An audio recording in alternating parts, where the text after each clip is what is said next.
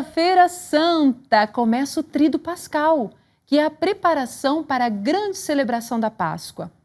A vitória de Jesus Cristo sobre a morte, o pecado, o sofrimento e o inferno. E para aprofundarmos na espiritualidade da Quinta-feira Santa, recebemos agora, com muito carinho, de forma remota, Dom André Vital Félix da Silva, bispo da Diocese de Limoeiro do Norte, no Ceará. É uma alegria imensa ter Dom André junto com a gente e, desde já, muito obrigada pela disposição, viu, Dom André?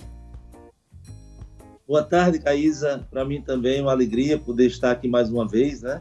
Já tivemos a oportunidade no ano passado falando sobre o mês da Bíblia, o Padre Elito, né? Nosso amigo, a quem também dou aí uma saudação, mando um abraço muito carinhoso para ele e também para todas as pessoas que estão aqui sintonizadas, né? Estão aqui conosco para esse momento também durante todo o programa, né? Com tantos temas e muito enriquecedor para todos nós, né? Isso mesmo. O Dom André, você que está aí acompanhando o programa, acabou de falar e mandar abraço para o Padre Wellington, e você deve estar aí se perguntando, mas e o Padre Wellington não vai participar da entrevista? Então, deixa eu contar para você. O Padre Wellington, nesse tempo aí do Tríduo Pascal, ele vai ter muitas celebrações, assim como todos os padres, inclusive Dom André, deve ter muito trabalho nesse tempo. Então, ele está se preparando para levar para você uma mensagem linda e profunda, tá bom? Está em missão aí também, se colocando na presença de Deus. Amanhã ou na semana que vem ele estará de volta com a gente. Mas, Dom André, para a gente começar a nossa conversa, conta pra gente onde o senhor nasceu, para o pessoal que está em casa conhecer o senhor. Agora, o senhor está onde? O senhor está no Ceará? Conta aí pra gente. Pois bem, eu sou recifense, né? Assim, Recife, Pernambuco, sempre vivi ali numa cidade próxima a Recife, chamada Camaragibe, e quase há 4 anos que fui nomeado bispo, né? Ordenado bispo, e vim trabalhar aqui no Ceará, nesta diocese de Limoeiro do Norte. Então, em julho, finalzinho de julho, vai fazer 4 anos que cheguei aqui para trabalhar aqui nessa diocese. Mas eu sou pernambucano, né? Lá de Recife, mas com muita alegria aqui no Ceará, com esse povo tão bom, tão acolhedor, e tenho aprendido muito nesses 4 anos desse ministério episcopal. Ótimo. Nós vamos falar hoje sobre a espiritualidade da Quinta-feira Santa. Mas para a gente começar e para quem está em casa entender melhor, Dom André, o que é o Tríduo Pascal? A palavra tríduo significa 3, né? 3 dias. Então, são os 3 dias nos quais nós celebramos o único mistério, que é o mistério da paixão, da morte e ressurreição de nosso Senhor Jesus Cristo. É o que nós dizemos a celebração solene da Páscoa anual. Porque, para nós cristãos católicos, a celebração da Eucaristia, que é a celebração do mistério pascal, nós fazemos todos os dias. Então, a cada dia que a igreja celebra a Eucaristia, está celebrando o mistério pascal. Mas por uma questão até mesmo de ordem didática, para ajudar a assimilar este grande mistério, então nós celebramos anualmente, dentro de um contexto, vamos dizer assim, mais solene, onde as pessoas tomam consciência mais profunda dessa verdade da nossa fé, o amor de Deus manifestado no seu Filho, que sofreu, morreu e ressuscitou, está vivo e presente no meio de nós. Então, o Tríduo Pascal, né, o conjunto, os 3 dias, que inicia com a celebração da Quinta-feira Santa, com a missa que geralmente nós chamamos a Ceia do Senhor, também com o gesto do lava-pés. Sim. E na sexta-feira nós temos a celebração da paixão e da morte de nosso Senhor Jesus Cristo. E no sábado, à noite, com a grande vigília, que nós chamamos a Vigília Pascal, chegamos assim ao ponto alto desse Tríduo Pascal. E como nós sabemos, o Tríduo Pascal é o momento também mais alto da liturgia durante o ano. Então nós temos o ano litúrgico, e como já dissemos, né, todos os dias celebramos o Mistério Pascal. Mas neste momento do Tríduo Pascal, chegando na Vigília Pascal, nós chegamos no momento mais alto das nossas celebrações, tanto que Santo Agostinho vai chamar a Vigília Pascal E a mãe de toda a liturgia, a mãe de todas as vigílias, então tudo dali promana, tudo dali nasce como a liturgia cristã católica. Muito bom. Ô, Dom André, para a gente entender direitinho, a quaresma, ela vai de que período? Vai até a sexta-feira, até no sábado, até na quarta? Explica para a gente. A quaresma, né, de novo, a nomenclatura é muito importante. É quaresma, 40 dias. Uhum. Então, a quaresma inicia na quarta-feira de cinzas. Sim. E vai até a quinta-feira santa, como nós dizemos. Sim. Até a missa da quinta-feira, excluindo a missa, né? Então, até antes de celebrar a missa, então nós estamos no período da quaresma. Sim. Quando iniciamos a missa da quinta-feira santa, então entramos no tríduo pascal. Ótimo. Então, essa é a delimitação, né? A gente poderia dizer, da quarta-feira de cinzas até a missa da Ceia do Senhor exclusiva, né? Ou seja, sem contar com a missa, porque a missa da Ceia do Senhor é a missa vespertina, né? A tardinha, à noite, já é o tríduo pascal, já estamos entrando no primeiro dia do tríduo pascal. E uma outra coisa interessante, quando se fala do tríduo pascal, Uhum. é que há uma maneira de contar o tempo, né? O dia. Isso já é desde a Bíblia, né? Sim. Quando a gente abre a primeira página da Bíblia, no livro do Gênesis, se diz, né, que o dia houve uma tarde e uma manhã, o primeiro dia. Então, um pouco diferente do jeito que a gente diz, né? Que a gente diz geralmente manhã, tarde e noite, mas nessa concepção do povo da Bíblia, então o dia já começa na tarde. Então, por isso que o primeiro dia do tríduo pascal, ele inicia justamente na véspera. Então, o primeiro dia, na verdade, é a sexta. Sim. Mas é às vésperas da sexta-feira que inicia o primeiro dia.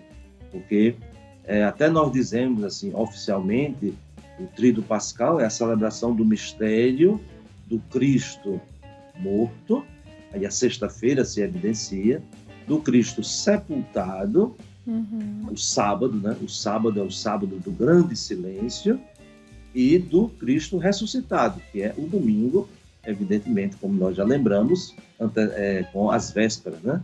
O sábado, à tarde e à noite, já é celebração dominical, como acontece normalmente, né? As Sim. missas dos sábados, durante o ano, são já missas dominicais. Então, essa também é a perspectiva que nós devemos ter para ler o tríduo pascal. Então, a quinta-feira, dizemos, já é sexta já é sábado, e o sábado já é o domingo.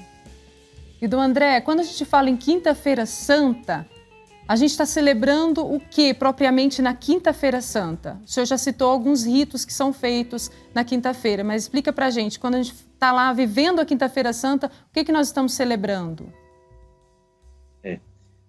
Quando nós falamos da liturgia, a liturgia, ela de fato nos conduz a uma experiência que vai para além de uma questão cronológica. Mas nós vivemos no tempo e então devemos considerar também esse aspecto cronológico. Sim. Que se relaciona bem com aquilo que nós dizemos, a história. Então, os fatos históricos que são atualizados, revividos na liturgia. E, portanto, essa indicação didática, né? A quinta-feira, nós celebramos a Ceia do Senhor, recordando justamente esse acontecimento. Né? A liturgia transcende o tempo e o espaço, mas está enraizada na história. E, portanto, a quinta-feira, nós recordamos o que Jesus fez. Né? Os textos bíblicos, os evangelhos, também o próprio apóstolo Paulo, na primeira carta aos Coríntios, diz que na noite em que ia ser entregue, então, Jesus ceou com os seus discípulos. Durante a ceia, tomou o pão, abençoou, tomou o cálice com vinho, também deu graças novamente e disse: isto é o meu corpo, que será entregue por vós. Este é o cálice do meu sangue, que será derramado por vós. E aí Jesus, ele insiste, né, até com uma ordem: fazei isto em memória de mim. Então, nós temos aí um mandamento de Jesus, né? Ou seja, quando a igreja celebra a Eucaristia, todos os dias, exceto na Sexta-feira Santa, né? Cumprindo este mandamento de Jesus. Que nesta noite da Quinta-feira Santa, ele disse, fazer isto em memória de mim. Mas nós lembramos nesta Quinta-feira Santa, não é, 3 grandes instituições, poderíamos assim dizer. Instituição, vamos entender algo que Jesus fez, e fez de forma inédita, por isso que instituiu. Porque o que a igreja celebra não é uma produção humana, uma produção da igreja, simplesmente. Claro que ao longo da história, ao longo do tempo, há mudanças, naquilo que nós dizemos, geralmente, nos acidentes, nas coisas secundárias. Mas naquilo que é essencial, remonta a Jesus, ao que Jesus fez e ao que Jesus disse.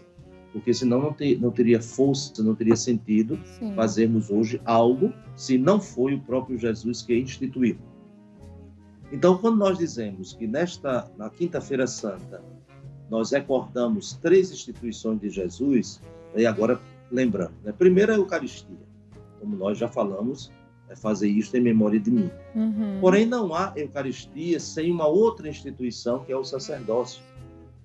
Então, Jesus, ao instituir a Eucaristia, também instituiu o sacerdócio ordenado, como nós dizemos, Porque o sacerdócio comum, todos os batizados, todas as pessoas que receberam a graça do batismo participam desse sacerdócio real, profético de Cristo, que é o anúncio do reino de Deus, que é a entrega, que é a doação, que é a construção do seu reino e assim por diante. Porém, há um ministério a serviço de tudo isso, que é o ministério ordenado. Então, aí nós temos o sacerdote, que é o presbítero, o padre e o bispo. São sacerdotes aqueles que celebram a missa, presidem a Eucaristia, porque nós também temos outros ministros, E até ministro ordenado, por exemplo, o diácono é um ministro ordenado, mas como não celebra a Eucaristia, ele não é sacerdote. E, portanto, o sacerdócio, a instituição do sacerdócio, é justamente em vista da Eucaristia. Então, não poderia haver a Eucaristia sem o sacerdócio. E não teria sentido a instituição do sacerdócio se não fosse em vista da Eucaristia.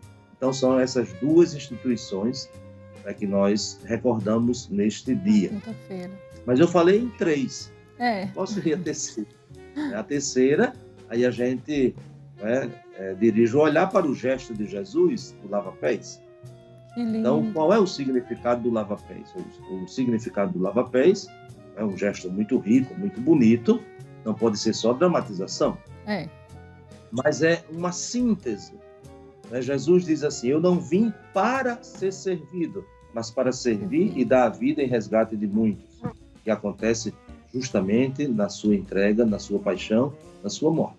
Então, eu não vim para ser servido, mas para servir. E, portanto, o lava-pés é a síntese de toda a vida de Jesus, aquele gesto que Jesus faz de levantar-se da mesa, curvar-se diante de cada um dos seus discípulos, até do traidor, e lavar os pés, era aquilo que o servo deveria fazer com os seus senhores. Então, Jesus faz isso. E é interessante que, seguindo, nós estamos no capítulo 13 do Evangelho de São João, seguindo a narração, Jesus diz, vocês me chamam de mestre e senhor, e eu sou. Jesus não é demagógico, Jesus não diz, não me chame de mestre e senhor. Não, vocês me chamam e eu sou. Então, se eu, vosso mestre e senhor, vos lavei os pés, também vós deveis lavar os pés uns dos outros. E aí, qual é a instituição? Não é a instituição do gesto, porque é evidente que nós não realizamos esse gesto todas as vezes que celebramos a missa. É uma vez no ano. Uma vez no ano. O lava-pés está associado à Quinta-feira Santa, mas todos os dias nós celebramos a missa. Então, Jesus não instituiu um gesto. Jesus instituiu uma forma de amar. Por isso que ele diz logo em seguida, depois de ter dito isso, eu vocês me chamam de mestre e senhor, então eu lavei os pés de vocês. Vocês também devem lavar os pés uns dos outros como sinal de serviço. E aí Jesus insiste, eu vos dou um novo mandamento. Por isso que a instituição é inédita. E qual é esse novo mandamento? Amai-vos uns aos outros. Mas alguém poderia dizer, mas isso já era do Antigo Testamento. Amar o próximo como a si mesmo. Isso já era? Então por que é novo?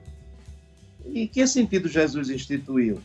Porque isso já era conhecido na lei dos antigos e durante até o ensinamento de Jesus, porque nós estamos aqui nos últimos momentos, né? Sim. Mas Jesus já tinha dito isso quando conversava com os doutores da lei, até era interrogado, mestre, qual é o maior mandamento? Jesus dizia, amar a Deus sobre todas as coisas, com toda a alma, com todo o ser, e ao próximo como a si mesmo. E até mesmo o doutor da lei disse, de fato não existe coisa mais importante do que amar a Deus e amar o próximo. Então Jesus já tinha até ensinado isso.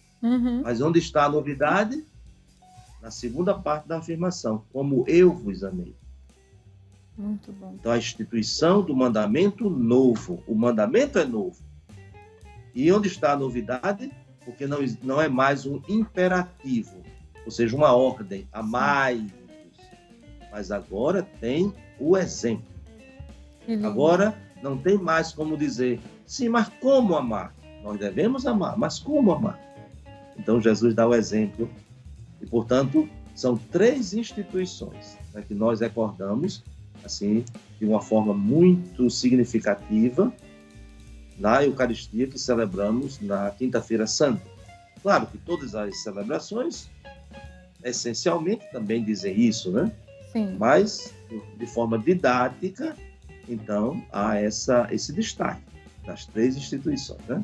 Lembrando, a Eucaristia, o sacerdócio e o mandamento novo. O exemplo.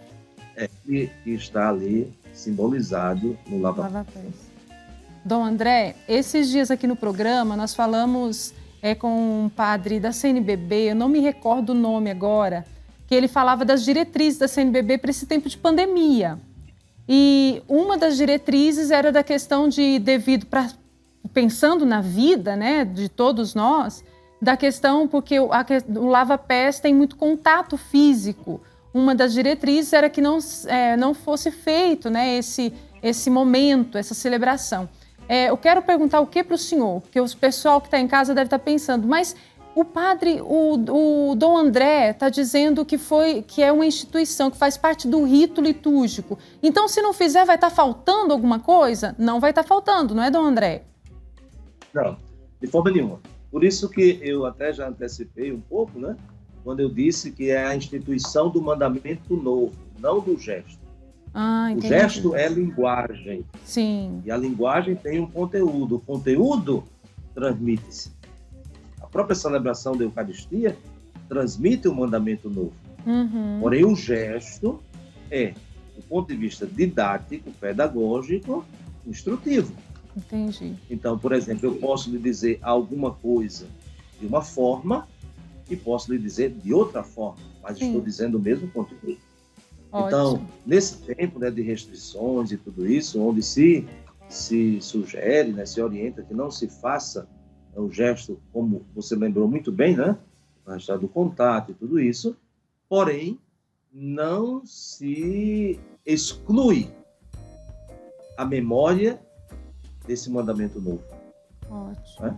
Até porque, nas próprias orientações da Igreja, nos documentos oficiais, nas diretrizes, nas normativas litúrgicas, se diz que o lava-pés na Quinta-feira Santa não é obrigatório.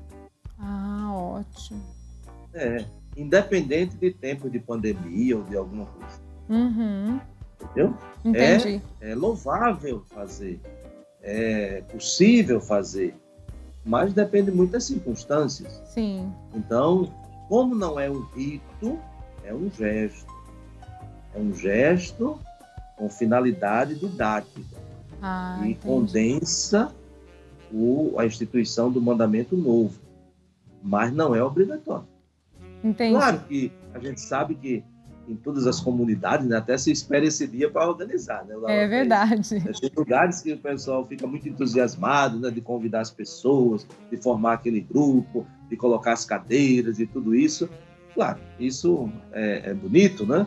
É da nossa própria experiência humana, assim, a dimensão simbólica, tudo isso fala muito, né?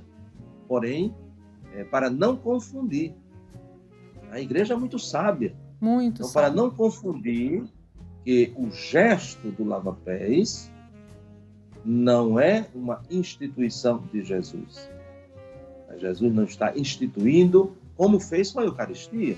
Sim. Jesus instituiu, porque nós não podemos celebrar a Eucaristia se não tomarmos o pão e se não tomarmos o cálice com vinho. Então, não tem como celebrar a Eucaristia. É preciso, né? Ter na celebração estes elementos bem concretos, né? Que é a matéria e a forma, como nós dizemos. Enquanto que o lava-pés, até numa quinta-feira santa, não se fizer o lava-pés, não faltou nada. E é essencial, porque o mandamento novo se recorda, se evidencia, sem dúvida, né? Porque como é que Jesus iria entregar o seu corpo, o seu sangue por nós e para nós, se não fosse por amor? É verdade. Tanto, é tão bonito que quando no Evangelho, que se lê na Quinta-feira Santa, que a gente chama, né, o Evangelho do Lava-Pés, se diz que antes da festa da Páscoa, sabendo Jesus que chegara a sua hora de passar deste mundo para o Pai, tendo amado os seus que estavam no mundo, amou-os até o fim. Lindo. Então, já se dizendo que Jesus amou, né? E amou até o fim. Não só amou, mas amou como, né? Dando a sua vida e fazendo da sua vida um serviço permanente.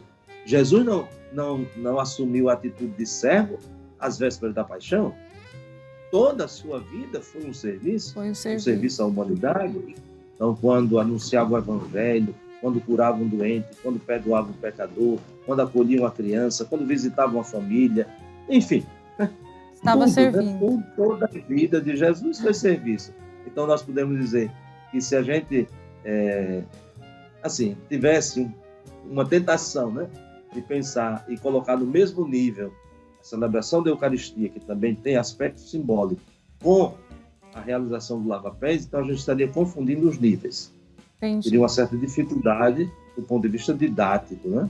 Isto é linguagem, expressão e um conteúdo, independe daquela linguagem. Por exemplo, eu posso dizer uma verdade em francês, em português, em alemão, em inglês, né? Ou seja, a linguagem ou a língua mudou, mas o conteúdo é o mesmo. O conteúdo é o mesmo. Talvez dizendo em português seja mais fácil para alguns, talvez em francês seja mais fácil para outros, e assim por diante, né? Então, o que se diz na liturgia, que ele nos amou e nos amou verdadeiramente, colocando-se a serviço. Entendi. E por isso, nós também precisamos fazer isso. Porque se somos seus discípulos, se somos amados por ele, então precisamos também amar. E amar aos extremos é um desejo, né? Mas pelo menos a gente se esforçar para amar o máximo. Isso é tão importante, né, Dom André? Muito importante. Entendemos direitinho, viu, Dom André? Mas agora eu pergunto para o senhor, o que representa, na Quinta-feira Santa, a Missa dos Santos Óleos? Que também acontece nesse dia, né? Sim. Nós acabamos de falar dessas duas instituições, né? A instituição da Eucaristia e a instituição do sacerdócio, né? Que é participação no sacerdócio de Cristo. Então, também temos um pouco da linguagem já do Antigo Testamento, né? Da unção. Então, Cristo, a palavra Cristo, significa ungido. Por isso que nós temos, no mesmo campo semântico, muitas palavras conhecidas.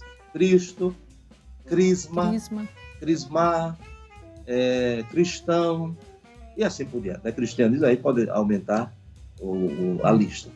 Então, essas palavras estão todas relacionadas ao núcleo.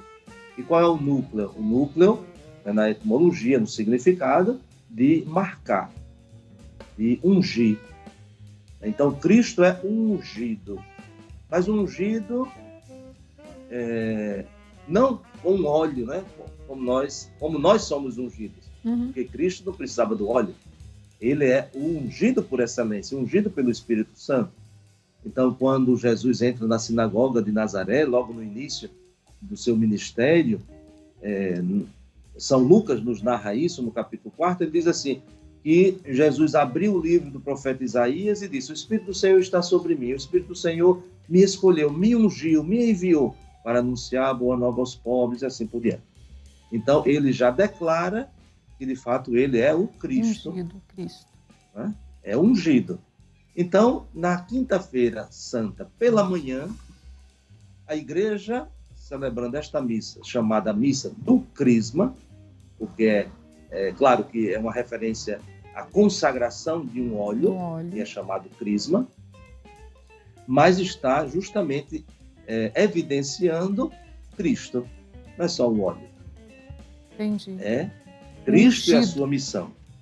E porque o bispo reúne, né, toda a igreja particular, porque não é somente os padres, né, mas os padres, de modo particular, porque participam desse ministério, desse sacerdócio de Cristo. Também nós somos ungidos, né? Veja, na ordenação, nós temos as nossas mãos ungidas, né, para abençoar, para santificar.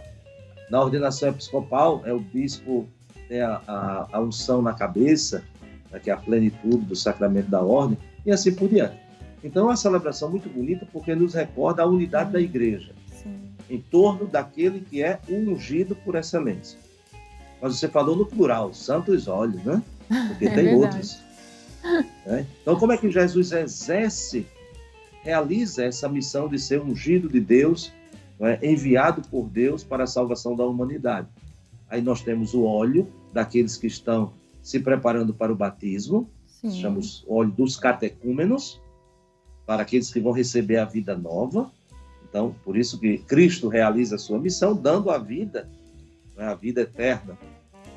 E nós temos o óleo da unção dos enfermos, né, que é o óleo para revigorar as forças, né, o óleo para nos dar saúde e também nos preparar para o encontro definitivo com o Senhor. É um sacramento, não é só o óleo, né? Sim. Então, o sacramento é o que é o mais importante. O sacramento é um sinal visível de algo invisível.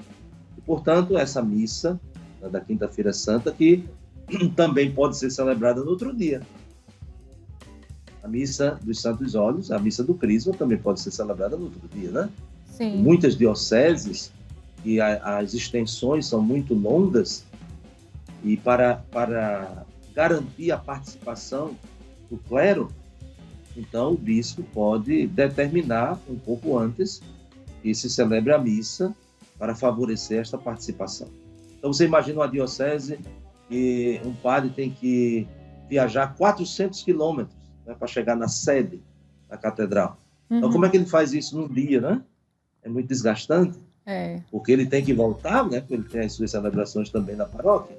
E, portanto, é possível, muitas dioceses do Brasil, mundo afora, a missa do Crisma é celebrada em outro momento. Nesse tempo da pandemia, o ano passado, acredito que, se não todas, mas a maioria das dioceses nossas, a celebração também aconteceu não no dia da Quinta-feira Santa, né?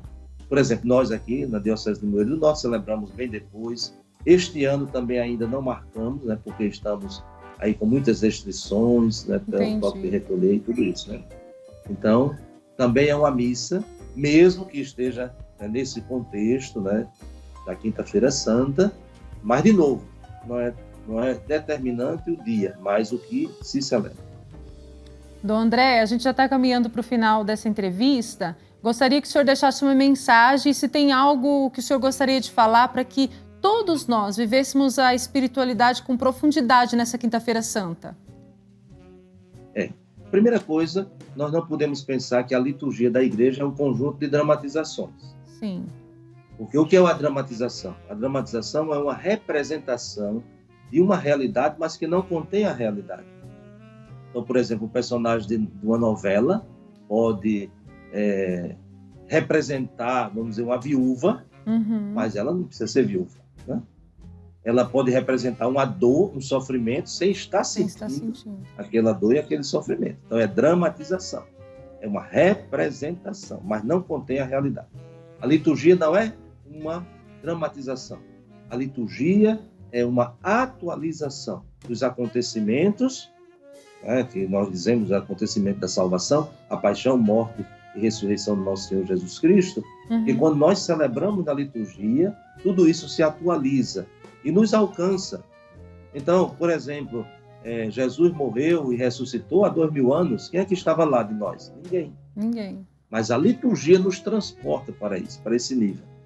Então, quando nós celebramos a missa, nós estamos ali no mistério, o mistério da fé. Sim. E São Paulo diz, todas as vezes que comerdes deste pão, todas as vezes que beberdes deste cálice, estareis anunciando a morte do Senhor até que Ele venha. Então, aquilo que na história se situa no passado, na liturgia, como a gente dizia, transcende o momento e nos coloca nessa sintonia, a um outro nível. Então, a primeira coisa que eu gostaria de dizer, né? Que não pensemos, não façamos, eu acredito, né, que a grande maioria não pensa assim, né? Não transformemos a liturgia em dramatizações, mesmo que utilizemos a linguagem simbólica. Sim. Uma coisa é você fazer uma dramatização do lava-pés, né, com as crianças, com os jovens, num outro momento, e outra coisa é você misturar isso dentro da liturgia, porque cria confusão. A outra coisa, né, para a gente finalizar, seria também, assim como você sugeriu, né, como uma mensagem, é que, de fato, mais do que nunca, nesse momento de dor, nesse momento de sofrimento, nesse momento de morte, são tantas pessoas, né, que estão morrendo, e pessoas próximas, né? Sim. Nós já passamos daquele momento que só alguns, né, tinha alguém conhecido, alguém próximo. Temos pessoas próximas dentro da nossa casa, da nossa família, pessoas que amamos que estão sofrendo e que estão morrendo. Então, nesse momento, como eu dizia, mais do que nunca, precisamos olhar para a cruz. Olhar para a cruz, para ali renovar a certeza de que não é a última palavra. É verdade. Que aquele que está crucificado, que contemplamos e veneramos, é o ressuscitado.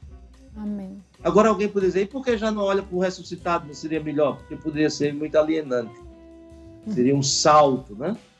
Saltar, contornar, fugir da dor. E a dor a gente não foge porque ela está aí, bem pertinho de nós, né? É verdade. Então, vamos enfrentá-la olhando para aquele que a superou. É verdade. Então, Thaís, eu agradeço muito, né? Eu que esse momento da nossa conversa, né?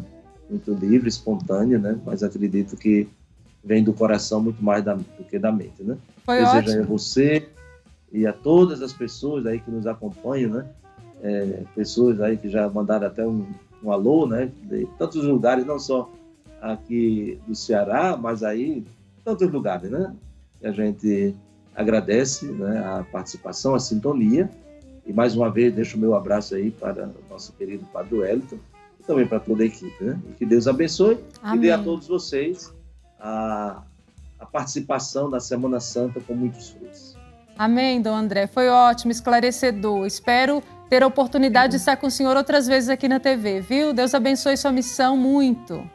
Até a próxima. Tá bem, um grande abraço. Um abraço.